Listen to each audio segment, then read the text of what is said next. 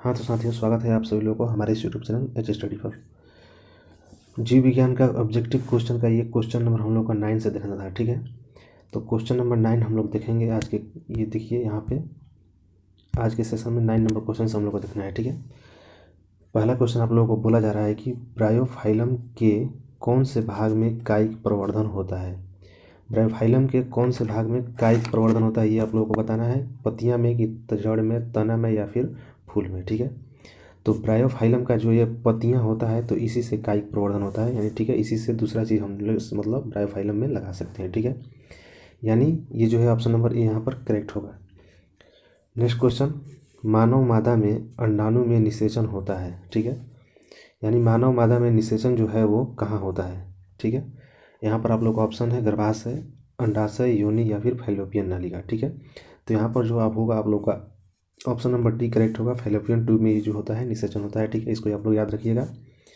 अब देखिए 11 number question, तने द्वारा कायिक प्रवर्धन होता है। ठीक है, यानी कि किसमें जो है तना का जो मतलब उसको आप लगा देंगे तो वो जो है पौधा तैयार हो जाएगा। ठीक है, तो देखिए यहाँ पर ऑप्शन में आप लोग का दिया है पुदीना, हल्दी, अदरक या इनमें से सभी। तो किसी का भी आप उसका जो है तोड़ करके उसमें से लगा देंगे तो ये जो है वो एक नया पौधा बन जाएगा। ठीक है, यानी कि तने द्वारा कायिक प्रवर्धन इसमें होता है, ये सब सभी में, यानी ऑप्शन नंबर डी यहाँ पर हम लोग क्लिक करेंगे। ठीक है, अगला क्वेश्चन आप लोगों का है खंडन द्वारा जनन होता है। ठीक है, मैंने मतलब किस चीज़ में खंडन द्वारा जनन होता है ये आप लोगों को बताना है। मेढक में होता है, सितारा मछली, कौवे में या फिर टिड्डे में, किसमें जो है खंडन द्वारा जनन होता है ये आप लोगों को बताना है। ठीक है, तो यहाँ पर जो देखिए याद रखिएगा ऑप्शन नंबर बी यहाँ पर करेक्ट हुआ कि सितारा मछली जो होती है वो उसका जो खंड हो जाता है, अलग अलग हो जाते हैं तो उसमें जो है जनन हो जाता है। ठीक है, मतलब एक से ज़्यादा मछली ये बन जाएगी। ठीक है, ऑप्शन नंबर बी यहाँ पर सही होगा। 13 नंबर क्वेश्चन बोला जा रहा है कि कायिक प्रवर्धन संभव है। ठीक है, कायिक प्रवर्धन जो है वो किस प्रकार संभव है, जड़ द्वारा, तना द्वारा, पत्ती द्वारा या फिर इनमें से सभी द्वारा। ठीक है, तो कायिक जो प्रवर्धन है ये आप लोग याद रखिएगा कि सभी द्वारा जो है संभव है। कायिक प्रवर्धन तना द्वारा भी हो जाएगा, जड़ द्वारा भी हो जाएगा और पत्ती के द्वारा भी हो जाएगा कायिक प्रवर्धन। ठीक है, नेक्स्ट क्वेश्चन, तने पर अपस्थानिक कलियां पाई जाती है। ठीक है, तने पर अपस्थानिक कलियां पाई जाती है किस चीज़ में आप लोग को बताना है। पुदीना में, आलू में या फिर ब्रायोफाइलम, इनमें से सभी। ठीक है, तो तने पर अपस्थानिक कलियां किस में पाई जाती है, याद रखिएगा ऑप्शन नंबर बी यहाँ पर करेक्ट होगा, आलू में पाई जाती है। ठीक है, नेक्स्ट क्वेश्चन, मुकुलन द्वारा अलैंगिक जनन होता है, मतलब किसमें जो है अलैंगिक जनन जो है मुकुलन द्वारा होता है। हाइड्रा होगा आपका कि या फिर मटर में, शैवाल में या फिर प्लाज्मोडियम में। ठीक है, तो मुकुलन जो होगा आप लोग याद रखिएगा ऑप्शन नंबर यहाँ पर ए करेक्ट होगा, हाइड्रा में अलैंगिक जनन द्वारा होता है। ठीक है, ऑप्शन नंबर ए यहाँ पर सही होगा। अगला क्वेश्चन है अलैंगिक जनन मुकुलन द्वारा होता है। ठीक है, अलैंगिक जनन जो है मुकुलन द्वारा किस में होता है आप लोग को बताना है यहाँ पे।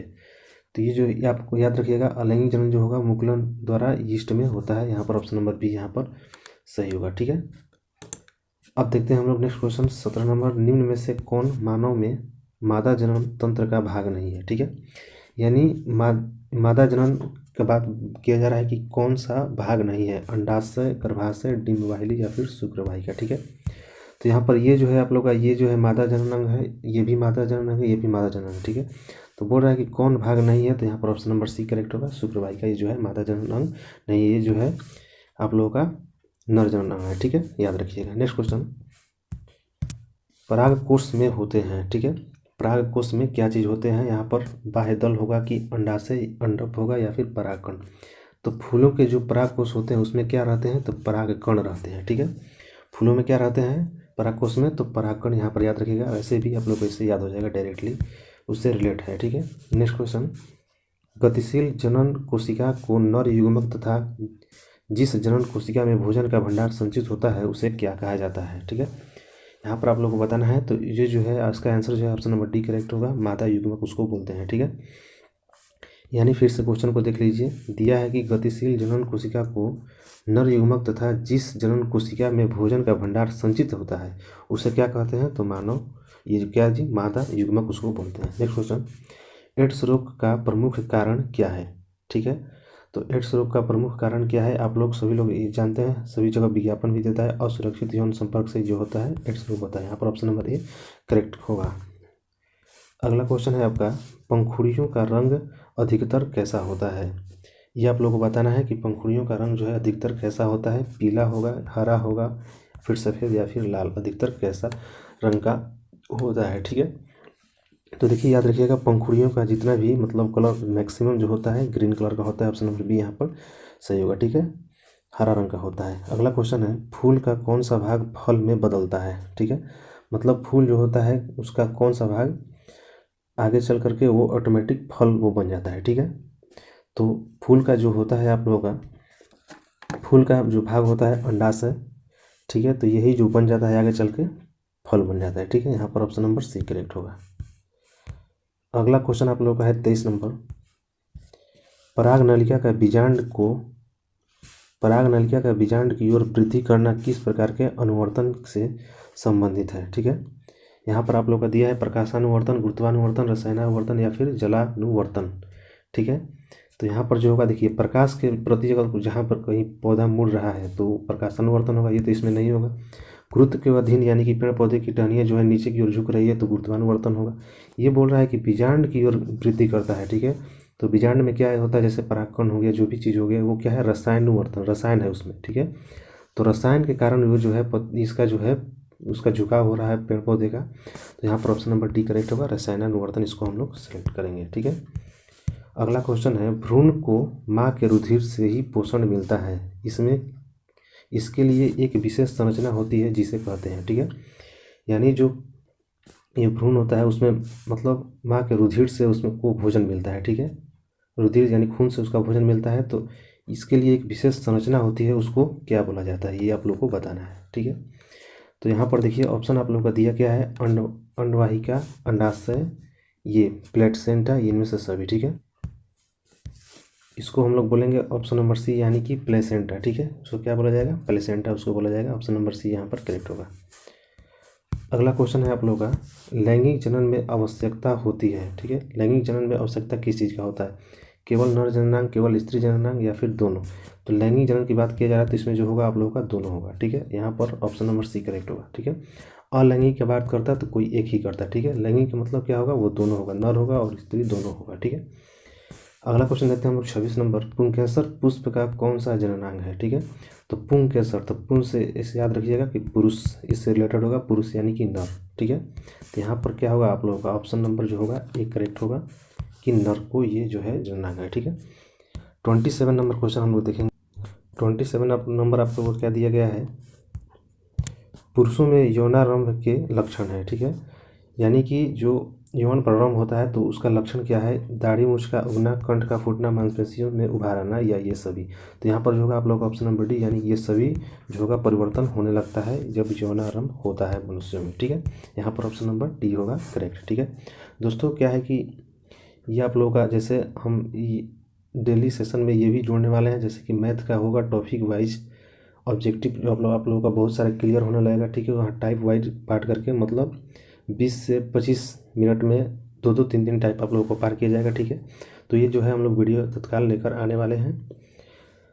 तो देखिए यहाँ पर ऐसे ही आप लोग इस पर प्यार बनाए रखिएगा। देखिए 28 नंबर हम लोग देखते हैं, स्त्रियों में यौनारंभ के लक्षण है। ठीक है, स्त्रियों में यौनारंभ के लक्षण क्या है ये आप लोगों को बताना है। यहाँ पर देखिए, तो स्तनों में वृद्धि, नितंबों का ये उभरना, रजोधर्म का प्रारंभ, यहाँ पर जो होगा आप लोगों का ये सभी ऑप्शन नंबर डी करेक्ट होगा। ठीक है, यानी सभी परिवर्तन होने लगता है। ठीक है, पुरुषों का ये सब परिवर्तन होता है और स्त्रियों में ये सब परिवर्तन होने लगता है। ठीक है, तो ये आप लोग याद रखिएगा। नेक्स्ट क्वेश्चन, मनुष्यों में नर जननांग निम्नलिखित में से कौन है। ठीक है, तो नर जननांग निम्नलिखित में से कौन है ये आप लोग को बताना है।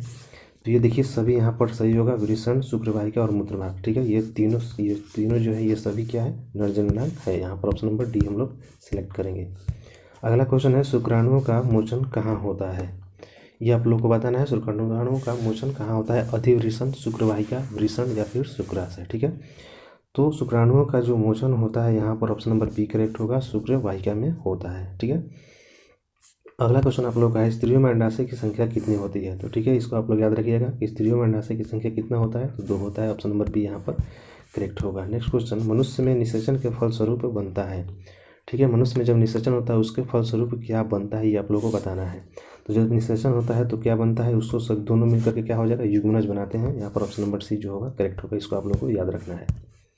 33 नंबर, वृषण में बने शुक्राणु संचित होते हैं। ठीक है, वृषण में जो शुक्राणु बनते हैं वो कहाँ संचित होते हैं, ये आप लोगों को बताना है। ठीक है, तो यहाँ पर जो होगा ऑप्शन नंबर बी करेक्ट होगा, अधिवृषण में वो जो है संचित होते हैं। ठीक है, याद रखिएगा ऑप्शन नंबर बी यहाँ पर करेक्ट होगा। अगला क्वेश्चन है, वैसे परिवर्तन जो जीवों के नियंत्रण से बाहर होते हैं कहलाते हैं। मतलब वैसा परिवर्तन जो आप लोग उसको नियंत्रण जो है नहीं कर सकते, वो ऑटोमेटिक होगा ही, तो उसको हम लोग क्या बोलेंगे। ठीक है, तो देखिए यहाँ पर ऑप्शन क्या है, टकराना, क्षमता, निकेत या फिर परिवर्तन। तो यहाँ जो होगा ऑप्शन नंबर सी करेक्ट होगा। ठीक है, निकेत जो है यहाँ पर राइट आंसर होगा। ठीक है, अब देखिए हम लोग बढ़ते हैं 35 नंबर क्वेश्चन को, देखते हैं क्या दिया गया है कि एक लिंगी पुष्प का उदाहरण है। कौन सा पुष्प जो है एक लिंगी है, ये आप लोगों को बताना है, पपीता, अड़हुल या फिर सरसों। ठीक है, तो यहाँ पर जो आप लोगों का पपीता जो होता है वो एक लिंगी होता है, इसको आप लोगों को याद रखना है। ऑप्शन नंबर ए यहाँ पर सही होगा। अगला क्वेश्चन है, मानव जन्म किस आयु में परिपक्व एवं क्रियाशील होते हैं। ठीक है, किस उम्र में जो होता है, मतलब बताना है किस आयु में वो जो है क्रियाशील होते हैं, ये आप लोगों को बताना है। ठीक है, तो यहाँ पर जो होता है एडल्ट की बात किया जा रहा है, तो यहाँ पर ऑप्शन नंबर बी करेक्ट होगा, 18 वर्ष इसको बोलते हैं। एडल्ट का आयु निर्धारित किया गया कितना, 18 वर्ष, यहाँ पर ऑप्शन नंबर बी करेक्ट होगा। अगला क्वेश्चन है, शुक्राणु का निर्माण होता है कहाँ पर होता है, वृषण, गर्भाशय, अंडाशय या फिर इनमें से सभी, इसको आप लोगों को बताना है। ठीक है, तो यहाँ पर याद रखिएगा शुक्राणु का निर्माण जो होता है कहाँ पर होता है, वृषण में होता है। Option number A is the right answer for question number 37। ठीक है, यहाँ पर ऑप्शन नंबर ए आप लोगों का सही होगा। अगला क्वेश्चन है, लिंग गुणसूत्र का पूर्ण जोड़ा पाया जाता है, तो किसमें पाया जाता है गुणसूत्र का पूर्ण जोड़ा। ठीक है, तो गुणसूत्र का जो है पूर्ण जोड़ा यहाँ पर ऑप्शन आप लोगों का क्या दिया है, पुरुष में, स्त्री में, पुरुष और स्त्री दोनों में से कोई नहीं। ठीक है, तो हम लोग जानते हैं पुरुष में क्या रहता है, एक्स वाई दोनों रहता है। ठीक है, और स्त्री में एक्स एक्स करके 23 जोड़ा रहता है। ठीक है, तो यहाँ पर पूर्ण जोड़ा की बात किया जाए, देखिए इसमें भिन्न हो जा रहा है, तो ये तो नहीं होगा, पुरुष वाला नहीं होगा, स्त्री यहाँ पर राइट आंसर होगा। ऑप्शन नंबर बी क्या होगा, करेक्ट होगा। अगला क्वेश्चन है, हाइड्रा में प्रजनन की विधि निम्नलिखित में से कौन है। यानी हाइड्रा में जो है प्रजनन होता है, नया उसमें जन्म होता है हाइड्रा का, तो किस विधि से होता है ये आप लोग को बताना है। कायिक प्रवर्धन, बीजाणु समांघन, ठीक है, समानसंग, और ये मुकुलन या फिर विखंडन। ठीक है, तो 39 में हम लोग जानते हैं कि हाइड्रा में क्या होगा, ये आप लोग का यहाँ पर ऑप्शन नंबर सी करेक्ट होगा। ठीक है, यहाँ पर मुकुलन यहाँ पर राइट आंसर होगा हाइड्रा में। ठीक है, अगला क्वेश्चन है 40 नंबर, पुष्प का कौन सा भाग परागकण बनाता है। ठीक है, पुष्प का जो है कौन सा कण जो है परागकण बनाता है, तो पुरुष में जो है परागकण कौन बनाता है, पुष्प में तो पुंकेसर बनाता है। ठीक है, ऑप्शन नंबर सी यहाँ पर सही होगा। अगला क्वेश्चन आप लोगों का है, गन्ना, गुलाब एवं अंगूर के कृषि में किस जनन विधि का प्रयोग किया जाता है। तो गन्ना का भी पौधा आप लगाइए, या फिर अंगूर का, या फिर गुलाब का। ठीक है, तो उसको क्या करते हैं हम लोग, उसके यानी ये क्या बोलते हैं, तना को ही काट करके लगा देते हैं, जिसको हम लोग क्या बोलते हैं, काई के परिवर्धन बोलते हैं, काई की विधि इसको बोलते हैं। ऑप्शन नंबर बी यहाँ पर करेक्ट होगा, याद रखिएगा। नेक्स्ट क्वेश्चन है, मादा जनन तंत्र में दोनों अंडवाहिकाएं संयुक्त होकर एक लचीली थैलीनुमा संरचना का निर्माण करते हैं, जिसे क्या कहा जाता है। ठीक है, तो यहाँ पर इसे हम लोग क्या बोलते हैं, गर्भाशय इसको बोलते हैं। ऑप्शन नंबर सी याद रखिएगा, राइट आंसर होगा। 43 नंबर, माँ के रुधिर से पोषण मिलता है। ठीक है, तो कैसे ये मतलब किसको मिलता है, तो अभी पीछे पढ़े हैं, भ्रूण को मिलता है। ऑप्शन नंबर यहाँ पर जो होगा राइट आंसर होगा। अगला क्वेश्चन है, मानव के मादा में गर्भकाल का समय होता है। ठीक है, गर्भकाल का समय मतलब जो है बच्चा जो है पेट में कितने माह तक पलता है, ये आप लोग को बताना है। तो सभी लोग जानते हैं यहाँ पर क्या होगा, ऑप्शन नंबर ए करेक्ट होगा, 9 मंथ। ठीक है, यहाँ पर ए हम लोग सेलेक्ट करेंगे। अब देखिए नेक्स्ट क्वेश्चन, लास्ट क्वेश्चन है, ऋतुस्राव या रजोधर्म का समय होता है। ठीक है, 2 से 8 दिन, 3 से 9 दिन, 4 से 10 दिन या फिर 5 से 11 दिन। तो यहाँ पर जो होगा आप लोग ऑप्शन नंबर ए करेक्ट होगा, 2 से 8 दिन इसका राइट आंसर होगा। ठीक है, तो दोस्तों 46 नंबर जो है हम लोग अगले क्लास में देखेंगे। ठीक है, तो क्लास पसंद है तो लाइक कर दीजिएगा। ठीक है, और इसको शेयर जरूर करना है भाई। ठीक है, ओके, तब तक गुड बाय।